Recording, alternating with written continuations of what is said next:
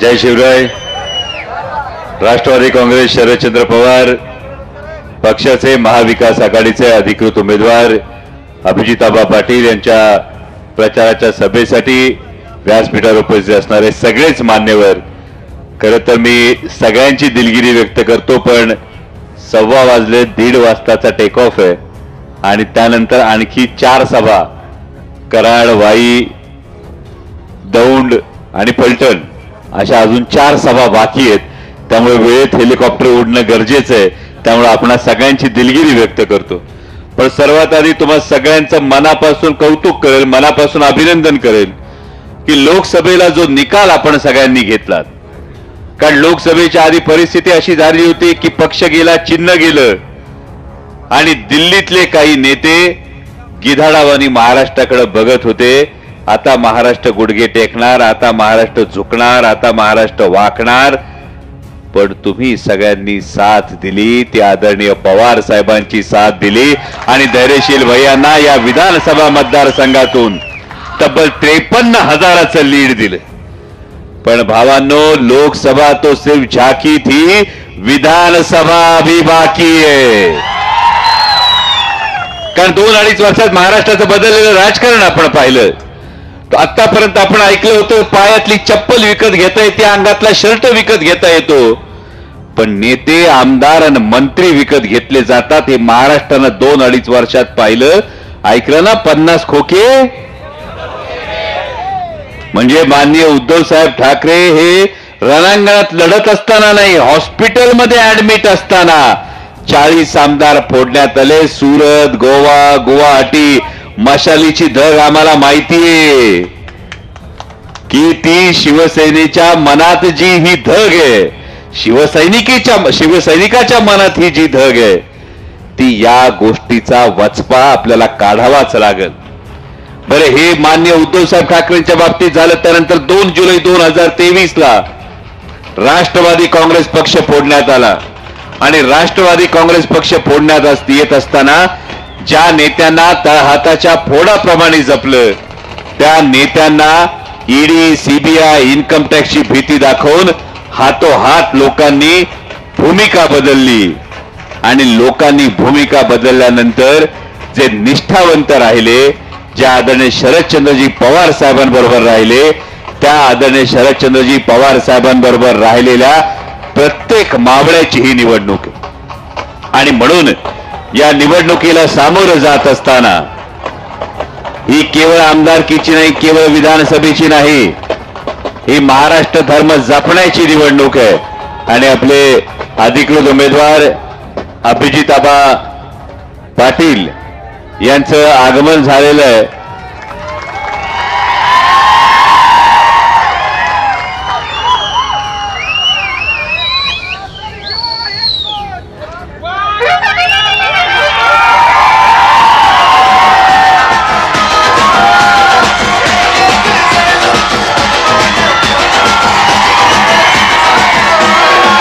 रामकृष्ण हरी, रामकृष्ण हरी.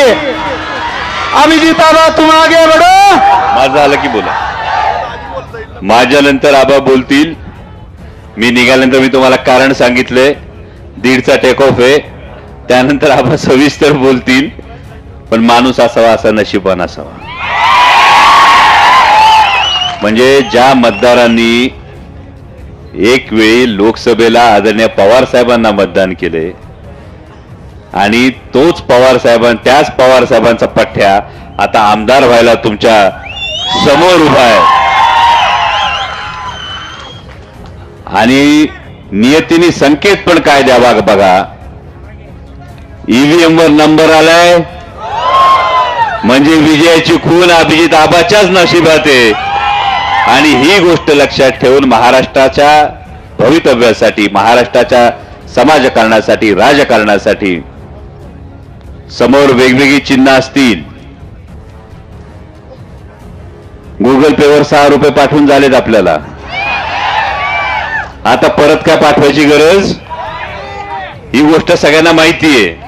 आणि दुसरी जी महत्वाची गोष्ट आहे ती म्हणजे आज महाराष्ट्रामध्ये सर्वसामान्य युवकांच्या नशिबातला रोजगार जो आहे हा रोजगार ही महायुतीचं सरकार पळवतंय.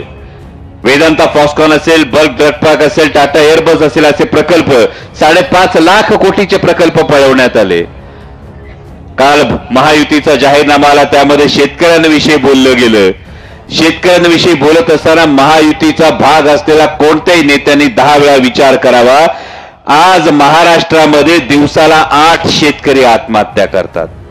विचार करा भावांनो, महिन्याला 200 शेतकऱ्यांच्या दारात सरण रचलं जातंय. 200 शेतकऱ्यांच्या दारात तिरडी ठेवली जाते आणि हे पाप असेल तर महायुती सरकारचं आहे. साधी गोष्ट बघा, कापूस उत्पादक शेतकरी खुश नाही, सोयाबीन उत्पादक शेतकरी खुश नाही, कांदा उत्पादक शेतकरी खुश नाही, टोमॅटो उत्पादक शेतकरी खुश नाही. सोयाबीनचा खर्च बघितला तर 6,000 रुपये खर्च आणि 3800 रुपये आपल्याला भाव मिळतोय.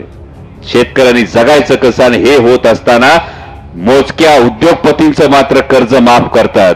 आणि म्हणून महाविकास आघाडीची जी पंचसूत्री आहे, ही पंचसूत्री आपण लक्षात घेणं गरजेचं आहे. म्हणजे लोकसभेला जसा तुम्ही दणका दिला, माझ्या माता भगिनी आहेत व्यासपीठावर, पण लोकसभेला दणका दिला आणि त्यामुळे लोकसभेला मतांची झाली कडकी, म्हणून यांना बहीण झाली होती लाडकी.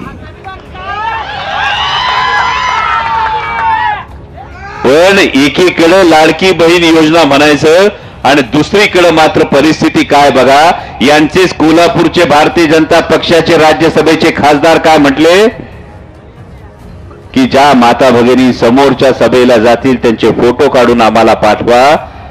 म्हणजे या महायुतीच्या लोकांनी ही योजना दिली ती माझ्या माता भगिनींच्या सन्मानासाठी नव्हती, तर केवळ त्यांच्या मतावर डोळा ठेवून केलेली योजना होती. पण महाविकास आघाडीची योजना येताना महालक्ष्मी योजना आपण म्हणतो. म्हणजे प्रत्येक माता भगिनीच्या अकाउंटवर महिन्याला 3,000 रुपये, वर्षाला 6 गॅस सिलेंडर मोफत. एवढंच नाही तर फक्त माता भगिनीला लाडकी म्हणायचं नाही, तर ती सुरक्षित राहिली पाहिजे म्हणून शक्ती कायद्याची अंमलबजावणी. जर मुलगी जन्माला आली तर तिला वयाच्या 18व्या वर्षी 1 लाख रुपये मिळणार. ही आहे महाविकास आघाडीची महालक्ष्मी योजना. ज्या आदरणीय शरदचंद्रजी पवार साहेबांनी ऐतिहासिक काम केलं, देशाच्या इतिहासात 71,000 कोटी रुपयाची कर्जमाफी करून शेतकऱ्यांचा 7/12 कोरा करण्याचं काम कोणी केलं असेल तर त्या आदरणीय शरदचंद्रजी पवार साहेबांनी केलं. आणि त्याच पावलावर पाऊल ठेवून महाविकास आघाडीचं दुसरं सूत्र आहे 3 लाखापर्यंत शेतकऱ्यांचं कर्ज माफ करणार आणि शेतमालाला हमी भाव देणार.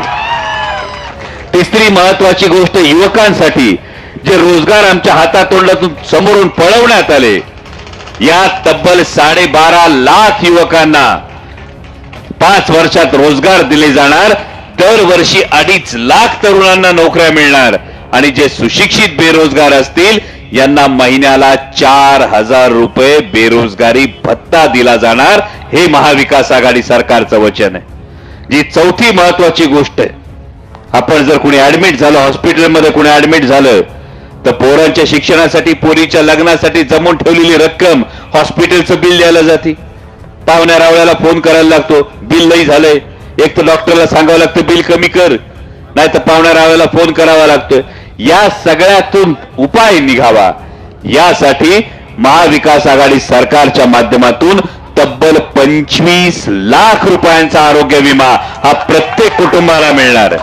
आणि 5वी फार महत्वाची गोष्ट आहे, महाराष्ट्रातल्या वेगवेगळ्या समाजाचं म्हणणं आहे, वेगवेगळ्या समाजाची मागणी आहे आणि ही न्याय्य मागणी आहे. पण भारतीय जनता पक्ष एका समाजाला दुसऱ्या समाजाच्या विरोधात फक्त भिडवण्याचं काम करतोय.